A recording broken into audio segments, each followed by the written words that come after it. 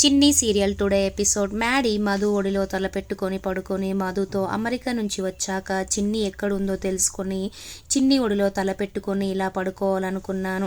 నేను ప్రేమించిన చిన్ని ఒడిలో నేను పడుకోకపోవడం నా దురదృష్టం. నన్ను ఇంతగా అభిమానించే చూసుకునే నీలాంటి ఫ్రెండ్ ఒడిలో పడుకోవడం నా అదృష్టం మధు అనేసి మ్యాడీ మధుతో అని పడుకుంటాడు. పడుకున్న తర్వాత మధు చిన్ని గురించి ఇలా అనుకోవడం నాకు బాధగా ఉంది, కానీ మధు గురించి ఇలా మాట్లాడడం నాకు సంతోషంగా ఉంది మ్యాడీ అనేసి మధు తన మనసులో అనుకొని పడుకుంటుంది. మధు కూడా తర్వాత తెల్లవారిపోతుంది. అప్పుడు ఊళ్ళో వాళ్ళందరూ గుడి దగ్గరికి వస్తారు. అయ్యగారు అలాగే తిలక్ గారు వస్తారు. వచ్చిన తర్వాత తిలక్ గారు గుడి తలుపులు ఓపెన్ చేసి లోపలికి వెళ్తారు. వెళ్ళిన తర్వాత గుడి మొత్తం శుద్ధి చేస్తూ ఉండగా మధు అలాగే మ్యాడీ ఇద్దరు కనిపించగానే తిలక్, అరే మినిస్టర్ కొడక భలే దొరకావురా నువ్వు అనేసి తిలక్ అనుకుంటాడు. అనుకొని అయ్యగారు మధుని అలాగే మ్యాడీని ఇద్దరిని లేపుతాడు. లేపిన తర్వాత తిలక్, మీరెందుకు ఇక్కడ పడుకున్నారు, రాత్రి మొత్తం ఇక్కడే ఏకాంతంగా పడుకున్నారా అనేసి అడుగుతాడు తిలక్. అప్పుడు మ్యాడీ, అవునండి, మేము గుడిలో సడన్గా ఇరుక్కుపోయామండి అనేసి అంటాడు. అప్పుడు తిలక్, మీరెందుకు ఇరుక్కుపోయారు, అయినా మ్యాడీ నువ్వు మినిస్టర్ అబ్బాయివి కదా, నువ్వు నిన్ననే మాంగళ్య పూజ కోసం నిన్న వచ్చావు కదా, నువ్వు వెళ్ళిపోయావు కదా, మళ్ళీ ఎందుకు వచ్చావు గుడికి అనేసి అంటాడు.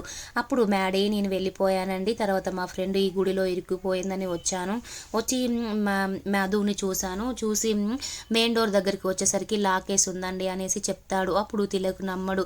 మీరు అన్ని డ్రామాలు ఆడుతున్నారు, మీ ఇద్దరు ఏకాంతంగా ఎందుకు పడుకున్నారు, అది గుడిలో పడుకున్నారు, ఇలా గుడిలో ఇద్దరు ఏకాంతంగా పడుకుంటే ఆడామోగ వాళ్ళిద్దరికి ఖచ్చితంగా పెళ్లి చేస్తాం, ఎందుకంటే ఈ ఊరు కట్టుబాటుల ప్రకారం ఎవరైనా నిద్ర చేస్తే వాళ్ళకి మాత్రం ఖచ్చితంగా పెళ్లి చేస్తాం అనేసరికి మ్యాడీ షాక్ అయిపోతాడు. ఏం మాట్లాడుతున్నారు మీరు, మా ఇద్దరికి పెళ్లి చేయడం ఏంటి, తను మా బెస్ట్ ఫ్రెండ్ మధు అనేసి అంటాడు.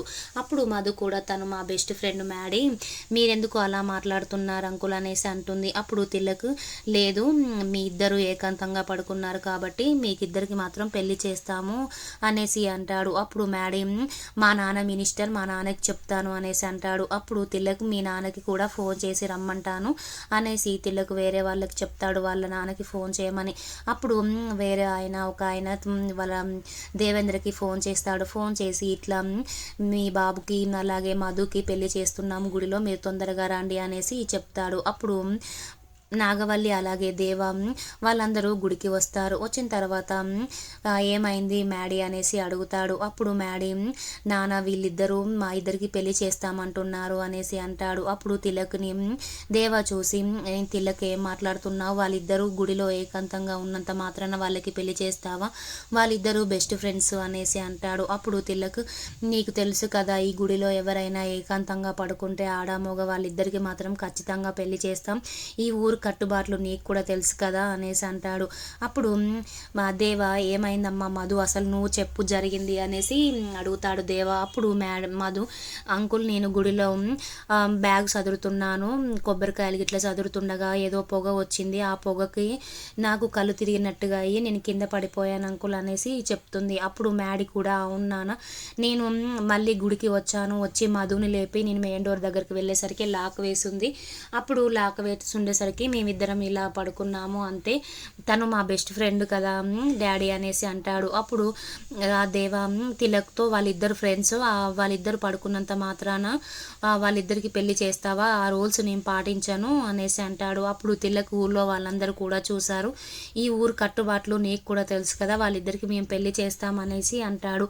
అప్పుడు దేవ, పెళ్లి చేయడానికి వీల్లేదు, నాన్ సెన్స్, ఏం మాట్లాడుతున్నావు నువ్వు అనేసి అంటాడు. అప్పుడు తిలక్, మేము మాత్రం ఖచ్చితంగా పెళ్లి చేస్తాము, పంతులు గారు పెళ్లికి ఏర్పాటు చేయండి అనేసి తిలక్ అంటాడు. అంతలోనే శ్రేయ అలాగే వరుణ్ అలాగే లోహిత ముగ్గురు టెన్షన్గా గుడిలోకి వస్తారు. వచ్చిన తర్వాత దేవ, వాళ్ళిద్దరికి పెళ్లి చేయడానికి వీల్లేదంటాడు. తిలక్ మాత్రం, మేము మాత్రం ఖచ్చితంగా వాళ్ళిద్దరికి పెళ్లి చేస్తామనేసి అంటాడు.